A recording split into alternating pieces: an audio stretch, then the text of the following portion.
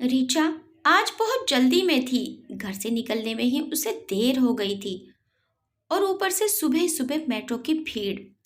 Ladies coach तक पहुंचने में 2 मिनट की और देर हो जाती, इसलिए सीढ़ियों से चढ़ते ही वो जनरल कोच में प्रवेश कर गई। सामने वाली सीट के सामने खड़ी हो गई।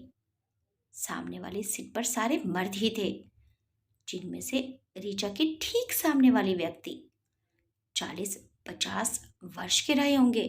मेट्रो चली। रोज की तरह रीचा ने अपने बैग से हेडसेट निकाला और गाने सुनने लगी। कुछ देर बाद उसे एहसास हुआ कि सामने बैठे व्यक्ति उसे घूर रहे हैं। पहले तो उनकी नजरें रीचा की जीन्स की जिप के पास ही अटकी रही, फिर ऊपर से नीचे उसे ऐसे देख रहे थे मानो स्कैन कर रहे हों। रीचा ने इधर उधर देखा, लेकिन भीड़ इतनी ज्यादा थी कि वो अपनी जगह से हिल तक नहीं पाई। बहुत अजीब स्थिति थी उसके लिए। शायद आसपास बैठे लोगों को आभास हो रहा था कि लड़की अनकंफर्टेबल है, लेकिन किसी ने उठकर उसे सीट देने की जहमत नहीं की। रीचा की मजबूरी थी वहीं खड़े रहना। अपने गंतव्य स्टेशन पे पहुंचने के बाद ही उसकी जान में जान आई। थोड़ी देर तक रीचा कुछ समझ ही नहीं पाई। हालांकि ऐसी स्थितियां पहले भी हुई थी, लेकिन तब लेडीज कोच नहीं था। लेडीज कोच की सुविधा होने के बाद से रीचा ने हमेशा उसी में सफर किया, जब तक कि साथ में कोई मेल ना हो।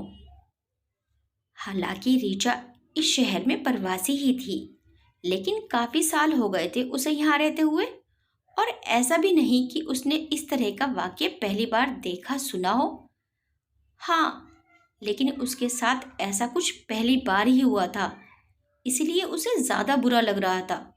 खैर, स्टेशन पर रीचा की दोस्त अनीता उसका इंतजार कर रही थी। रीचा अपनी सोच में गुम चलते चलते अनीता के पास पहुंची और उसे गले लगा लिया। पिछले कुछ देर में जो कुछ घटा था, रीचा ने सब कुछ कह डाला। अनीता ने पहले तो उसे नॉर्मल किया, फिर हमेशा की तरह अपने बेबाक अंदाज और तेज आवाज में कहा, यार ये सब तो रोज का ही है। इन लोगों की सोच को और इनकी हरकतों को कोई नहीं बदल सकता। तू टेंशन छोड़ अब, रीचा ने बीच में टोका।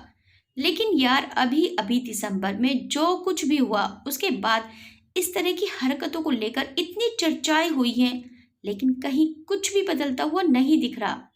People just can't change their mentality.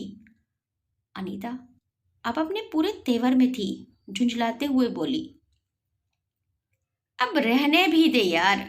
ये भी तो सोच कि जब हम सारे दोस्त एक साथ होते हैं और जनरल कोच में सफर करते हैं, तब इन्हीं में से कुछ बंदे कितनी विनम्रता से हमें सीट दे देते हैं। अभी लास्ट वीकेंड की ही बात ले ले, तुझे ही एक लड़के ने सीट दी थी ना। अब क्या करें, कुछ लोग अच्छे हैं तो कुछ बुरे भी।